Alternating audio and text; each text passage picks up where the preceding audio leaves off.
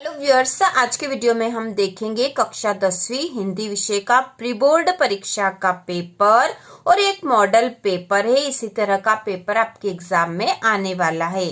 तो शुरू करते हैं। प्रश्न नंबर पहला है, सही विकल्प चुनकर लिखिए। इसका पहला प्रश्न है, भक्ति काल की समय सीमा है। तो भक्ति काल की समय सीमा क्या है? यहाँ चार ऑप्शन दे रखे हैं। संवत 1050 से 1375, संवत 1700 से 1900, संवत 1375 से संवत 1700 और संवत 1900 से अब तक। तो इसका उत्तर आएगा संवत 1375 से संवत 1700। यह भक्ति काल की समय सीमा है। इसके बाद दूसरा है, रामचरितमानस की भाषा है। तो रामचरितमानस की भाषा है अवधी। यह उत्तर आएगा इसका, अवधी भाषा है। अगला है, रौद्र रस का स्थायी भाव होगा। तो रौद्र रस का स्थायी भाव होगा क्रोध। तो रस और उनके स्थायी भाव आपको याद कर लेना चाहिए, इससे संबंधित प्रश्न एग्जाम में आता ही है।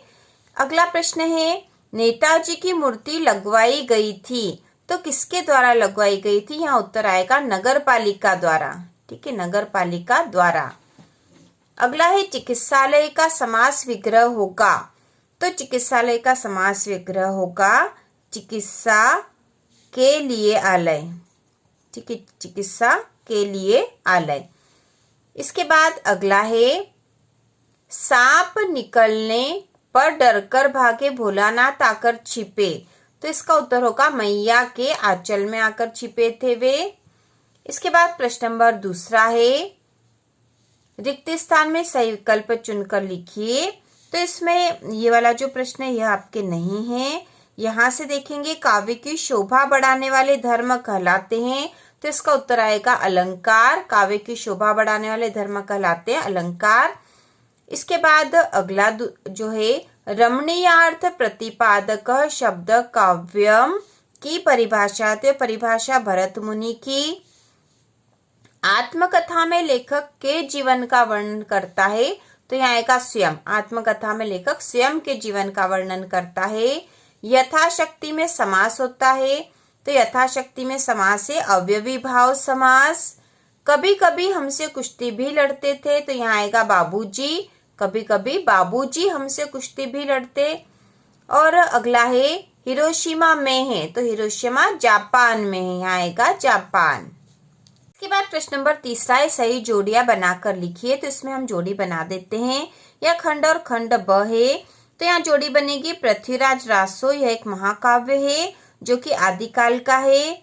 एक कहानी यह भी, इसकी लेखिका मन्नू भंडारी। ईश्वर करे तुम पास हो जाओ। यह एक इच्छावाचक वाक्य है। इसके बाद है 9 2 11 होना। तो इसकी जोड़ी बनेगी, यहाँ पे गलत दे रखा, यहाँ पे आएगा भाग जाना। ठीक है, यहाँ आएगा 9 2 11 होना का अर्थ होगा भाग जाना। एक मुहावरा है 9 2 11 होना, जिसका अर्थ है भाग जाना। माता का आंचल, इसके लेखक है शिवपूजन सहाय। इसके बाद प्रश्न नंबर चौथा देखेंगे, एक वाक्य में उत्तर लिखिए। इसका पहला है, विश्व के सकल जन कैसे हो रहे हैं। तो इसका उत्तर है गर्मी से व्याकुल हो रहे हैं। विश्व के सकल जन गर्मी से व्याकुल हो रहे हैं। ये उत्तर आएगा पूरा। दूसरा है, तृप्त धरा का सांकेतिक अर्थ क्या है। तो तृप्त धरा का सांकेतिक अर्थ है जन सामान्य की पीड़ा से। ठीक है, जन सामान्य की पीड़ा। तीसरा है, वर्ण मात्रा यति आदि से नियोजित शब्द रचना को क्या कहते हैं। तो वर्ण मात्रा यति आदि से नियोजित शब्द रचना को कहते हैं छंद। चौपाई छंद में कुल कितनी मात्राएं होती है। तो चौपाई छंद में 16 मात्राएं होती है। यहाँ आएगा उत्तर 16। नेताजी की मूर्ति कितनी ऊंची थी। तो इसका उत्तर है लगभग 2 फुट ऊंची थी। इसका उत्तर पूरा होगा, नेताजी की मूर्ति लगभग 2 फुट ऊंची थी। इसके बाद है, उपासना करने वाला क्या कहलाता है। तो उसका उत्तर होगा उपासक। उपासना करने वाला उपासक कहलाता है। हिंदी का पहला आंचलिक उपन्यास कौन सा माना जाता है। तो इसका उत्तर है देहाती दुनिया। हिंदी का पहला आंचलिक उपन्यास है देहाती दुनिया। इसके बाद अगला है सत्य असत्य। तो इसमें पहला है, राजा का धर्म है प्रजा को ना सताए। यह कथन सत्य है। खंड काव्य मुक्त काव्य का एक भेद है, तो यह असत्य कथन है। कहानी उपन्यास की अपेक्षा छोटी होती है, तो यह सत्य है। प्राचीन भारत में स्त्रियां अत्यंत विदुषी थी, तो यह भी सत्य है।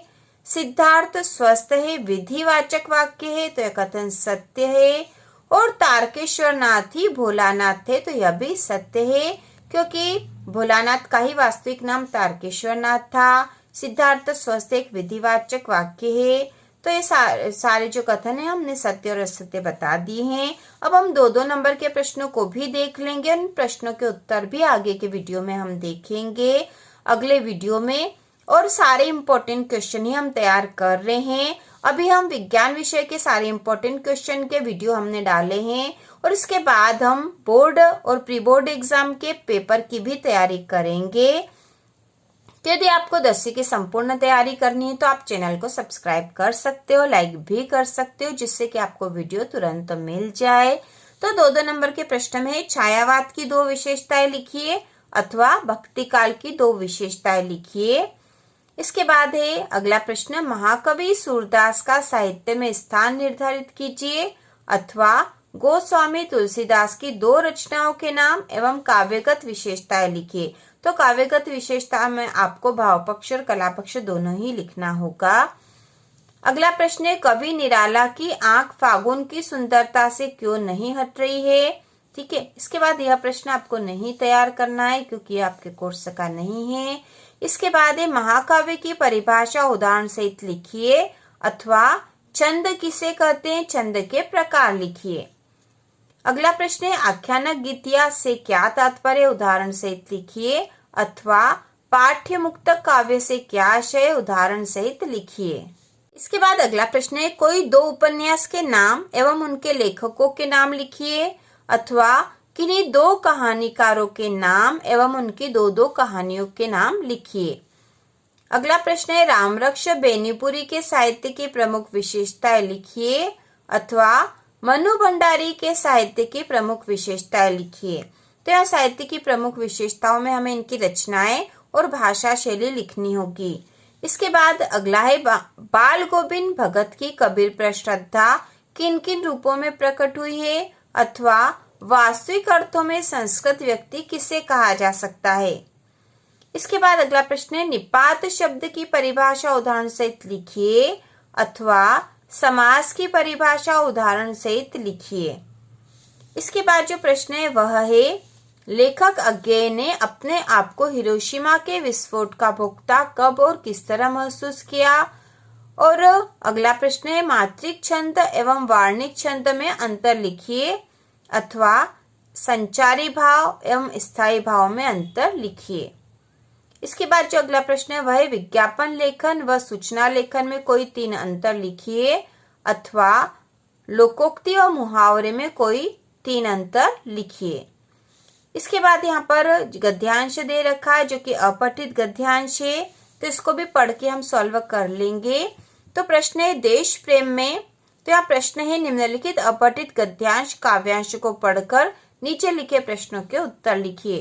तो यहाँ गद्यांश दे रखा है, देश प्रेम में आत्मविस्तार का भाव निहित है, जिस भाव के अंतर्गत व्यक्ति परिवार और समाज की परिधि से भी आगे अपने देश के प्रति अपना लगाव अनुभव करने लगता है, उस भाव को देश प्रेम के अंतर्गत परिगणित किया जाता है। देश प्रेम में देश की रक्षा और देश के विकास को महत्व दिए जाने के साथ देश के प्रति पूज्य भाव का संचार भी सन्निहित होता है। जब तक व्यक्ति देश को अपना आराध्य नहीं बनाता, तब तक देश के प्रति समर्पण का भाव भी उसमें जागृत नहीं होता। तो यहाँ पे प्रश्न जो दे रखे हुए, उपयुक्त गद्यांश का उचित शीर्षक लिखिए। तो इस गद्यांश का उचित शीर्षक है देश प्रेम, क्योंकि देश प्रेम इस विषय पर ही पूरा गद्यांश लिखा हुआ है। दूसरा है, देश के प्रति समर्पण का भाव कब जागृत होता है। तो इसका उत्तर हम यहीं से ढूंढकर बताएंगे। देश के प्रति समर्पण का भाव कब जागृत होता है, तो इसका उत्तर होगा जब व्यक्ति देश को अपना आराध्य नहीं बनाता, तब तक देश के प्रति समर्पण का भाव भी उसमें जागृत नहीं होता। तो समर्पण का भाव कब जागृत होता है, जब व्यक्ति देश को अपना आराध्य बना लेता है। व्यक्ति कि जब देश को व्यक्ति अपना आराध्य बना लेता है तब देश के प्रति समर्पण का भाव जागृत होता है। तो इस प्रकार से हम उत्तर लिख सकते हैं, या फिर यह पूरी लाइन भी आप लिख दोगे तब भी यह सही होगा। इसके बाद है उपयुक्त गद्यांश का सारांश लिखे। तो सारांश आपको यहाँ से जो मुख्य मुख्य वाक्य आपको जो लग रहे हैं वह लिख देना है, तो वही इसका सारांश हो जाएगा। बहुत आसान तरीके से इसको आपको करना है। तो इस प्रकार से हमने प्री बोर्ड परीक्षा का पेपर देख लिया है। इसके बाद हम जो महत्वपूर्ण प्रार्थना पत्र है और 3-3 नंबर के जो महत्वपूर्ण प्रश्न है वह भी हम आगे के वीडियो में देखेंगे। तो इसी प्रकार के और वीडियो देखने के लिए कक्षा 10वीं की संपूर्ण तैयारी के लिए चैनल को सब्सक्राइब कीजिए।